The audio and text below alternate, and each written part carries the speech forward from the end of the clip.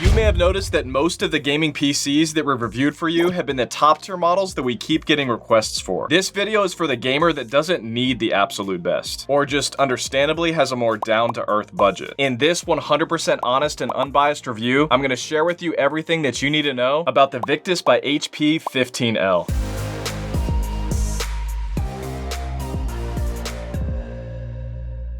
This configuration that we have here for you includes an i5-13400 CPU and 1660 Super GPU, but it can be configured with up to an i7 and 3060 Ti GPU. I'm going to quickly take you through the unboxing and what's included, gaming and creator benchmarks, design and build quality, the internals, thermals, fan noise, overall ease of use, pricing breakdowns and comparing its price to performance ratio against the competition, as well as my overall top pros and cons. If you decide against this PC after anything that I say in this video, just keep watching, because I'm also going to be sharing with you some alternative PCs that I recommend for every budget. Links down below for all the computers that I mentioned. I guarantee that if you watch this entire video, you will know if this PC is right for you or not. But if you still have any questions after watching this entire video, just shoot me a comment, and if you're publicly subscribed, I guarantee a personal response. All right, now let's rewind back into the past real quick and check out the unboxing.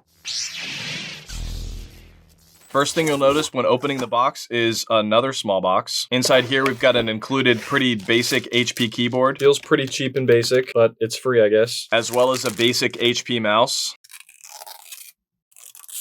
Nothing special, but the clicks and the scroll wheel did feel pretty good despite how cheap they are. Let's put that to the side and see what else is in the box. And then we've got your power cable. You've got an 18 gauge power cord, some setup instructions with some port labeling, and your warranty information.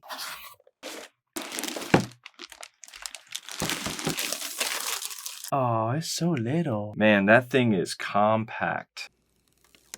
Design-wise, you can't really get more simplistic than this, as far as the overall shape goes. I really think it suits it well, though. Very sleek, clean, and modern looking. Just a black Victus logo on the front side panel, solid white on the back side with some ventilation in the corner, and a reflective V on the front. That is, when it's turned off. When it's illuminated, it looks really, really cool. I am a huge fan of this infinite light tunnel effect that they've got going on here. As one of the least expensive gaming PCs that I've ever reviewed, it's also the smallest and the lightest, weighing only about 11 pounds and measuring about 6 inches wide by almost 12 inches deep and 13¼ inches tall. Moving along to the internals, to pop off this side panel, you first just need to unscrew one screw on the back and then slide and pop it off. Now we're going to unscrew this middle screw right here and pop off this black bracket to see more of what we've got going on here. Then to remove this top metal bracket designed for an extra hard drive, you actually have to pry open the front panel and release it with, you guessed it, another screw. Last one, I promise. We've got a pretty basic heatsink fan combo right here for cooling our i5-13400 CPU. Next to that, 2 sticks of DDR5 RAM. Up close, you can see that we've got 2 8GB sticks of SK Hynix RAM at 3200 megahertz. Then right here, we've got a pretty basic HP SSD. This one is just 256 gigabytes, and we'll show you the speeds we got for that here in a sec. Then down near the bottom, one of the most important parts of our computer, our GeForce GTX 1660 Super GPU. This is honestly a pretty basic GPU, but it gets the job done, and it's very inexpensive. This is how small it looks next to my Founders Edition 4080, which as you can see, doesn't even begin to fit in here. So be warned, that kind of an upgrade will never be possible in this case. Above the slot that we had our GPU in, we've got an additional PCIe slot for any expansion cards that you might want to add in the future. And I almost forgot, up in this right corner, we've got our Realtek Wi-Fi Bluetooth combo card. And this metal box down here at the very bottom is our 500 watt 80 plus bronze power supply. For the ports on the front, we've got a headphone and microphone combo jack, 4 USB super speed ports, and 1 USB-C super speed port. And on the back, more audio ports, 4 more USB ports, and an RJ45 Ethernet jack. Then on the back of our 1660 Super GPU, we've got a DVI, HDMI, and DisplayPort. Now for the software, the main app that you'll be using is the Omen Gaming Hub. Under Optimizer, you've got 2 main options. Booster, which is supposed to automatically boost all of your games. Really all it does is make sure that no other programs are running when you launch a game. I didn't notice any improvements from this. And then you have Cleaner for clearing up more hard drive space when you're low by deleting temporary temporary or unnecessary files. And then Light Studio is actually pointless on this machine because nothing we have here is actually compatible with it. That's for the more advanced PCs with higher end RGB setups and accessories. For the Victus desktop tab, you get a nice quick overview of your real-time stats for your CPU, GPU, and RAM, mainly their temperatures and current usage percentages. Here under lighting, you can change your color for the Victus V right there on the front, or do some very basic fading in and out animations. You also got performance control for fine-tuning your fans based on whether you want quieter fans but a hotter computer, or louder fans that can keep your computer cooler and give it a better chance at not thermal throttling. Then as far as the BIOS goes, probably one of the most basic with the least amount of options and customizations that I've ever seen in a gaming PC. Not that much that you can do here. Now when it came to the fan noise, these were my results after testing each of the main fan profiles. In quiet and idle mode, it was just under 42 decibels,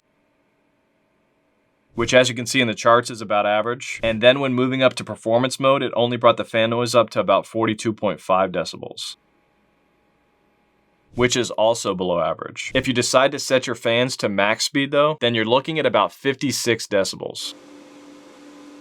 Which is honestly too loud and annoying for me. It's unnecessary though because it did not change performance at all. It did, however, bring temperatures down by about 10 degrees. Only on the CPU though. GPU temperatures stayed about the same. Now for the thermals, in our thermal imaging time lapse from the moment the computer was turned on to when it was fully engaged in gaming, you can see that there is quite a bit of heat built up on the back against the side panel where the GPU is. No intake fans whatsoever, so this front vent pulls air in solely due to negative pressure. Removing the side panel and brackets reveals where the hot spots of our GPU are, as well as the heat that's built up around our CPU. Around back and on the top, we've got some pretty warm to the touch areas as well. This heat would be released out of the case better if we had just a little bit better airflow here. The majority of our testing was spent in actual gameplay though, and these were our CPU and GPU temperatures for several different games at 1080p. Because this is one of the least powerful CPUs out there, it also generated much less heat than what I'm used to. Thermal throttling is not going to be an issue here, and this is how it fared on an individual game level rather than averaging the temps from all the games. And then organizing by the GPU, you can see that in this pretty small and tight case that our 1660 Super GPU was actually on the hotter end. Hotter than almost every 40 series GPU that we've tested so far this year. Okay, so performance and gaming benchmarks. And up next, the most important part of this review, the price to performance ratios. For Cinebench R23, which simulates its 3D rendering power, we got a multi-core score of 14,232 and a single core score of 1748. As the most affordable budget PC that I've ever reviewed, it's understandable that it got the lowest score here. Another very helpful test for you 3D renderers is the V-Ray benchmark. And these were our GPA CUDA and overall V-Ray performance scores. You can see that next to the others, it's again the lowest by quite a bit for the GPU score, proving itself to not be the best PC for high polygon 3D modeling or real-time lighting. You can see the V-Ray performance score was pretty low as well, but not the lowest that I've ever seen. GPU rendering tests demonstrate how well a PC handles real-time and viewport rendering, while CPU rendering tests demonstrate how fast it handles the more realistic rendering that takes a lot longer to calculate. And for those of you who use Blender, we got a GPU score of 849 and a CPU score of 213. This again shows how far behind the 1660 Super GPU is compared to the rest. The CPU was also at the bottom of the charts here as well. And the last set of benchmarks for creatives before we get into gaming are the Puget Benchmarks. For the editing software DaVinci Resolve, we got a score of 1433. Again, the lowest, but not too far behind the more expensive PCs above it. Adobe Premiere 536, seemingly pretty far behind here as well, but the Premiere Puget benchmark was updated several months ago, so it made it no longer comparable with other benchmarks before the update. And Adobe Photoshop 863. For some reason, the Puget benchmark on After Effects did not work on this PC. For the very cheap and basic HP 256GB SSD, the main drive that the operating system and everything else was installed on, we got speeds of about 3600 megabytes per second read and almost 2000 megabytes per second write. That's about half the read speeds of the more expensive PCs that I usually test, and about a third of the write speeds that I'm used to. For 3D Mark, which is a great benchmark used to predict a computer's overall game ability, we got an overall score of 6,261, a graphics score of 5,813, and a CPU score of 11,131. As you can see, this weaker GPU really held back the overall score when it came to the charts. Actual gaming benchmarks are probably what you guys care the most about though, and this is some pretty quick footage of of some of those games, with their stats in the top left corner. Using an entire day's worth of that gameplay data, these were our average FPS results that we got for several different games at their highest preset settings at 1080p, and how they compare to some of the other pre-builds that we've tested recently. To be fair to the other PCs, we ran this computer at the highest gaming presets, but with a budget gaming PC that's spec'd this low, you're more than likely going to want to play at medium to low graphic settings. These are the FPS that you can expect with medium graphic settings on these same games, and then this chart demonstrates what you can expect by turning the graphic settings all the way down to low, and zooming out to look at the average FPS from all of those games together, and comparing this pre-built against all the rest, you can see that it got an average of 82 frames per second. Stepping down to low presets though, brings that average up to about 126 frames per second. That's how everything ranks when comparing raw performance, but let's check out what changes when we factor in the pricing. Right now, at the time of this recording, this exact version with a 1660 Super GPU is no longer available, but the 5% faster 3050 GPU version is available, and that configuration is about $800. Actually, scratch that, they just bumped the price up to $1,000. My guess is they're just gearing up for a Black Friday discount back to normal. So if this PC was just a little underwhelming for you, and you've got a little more wiggle room in your budget for something a little more impressive, these are my recommendations for every budget. I'll also have continuously updated links in the comments and description for all of them. Another more powerful PC, also around $1,000, the CyberPower PC Gamer Extreme with a 13th Gen i5 and 4060 GPU with 16 gigabytes of DDR5 RAM. If you're coming from a console like the Xbox Series X or PS5 and you want your PC graphics to at least match that, then you'll need a PC with at least a 3060 GPU. For around $1,500, I would go with this new CyberPower PC Gamer Supreme with a 13th Gen i7 and 4060 Ti.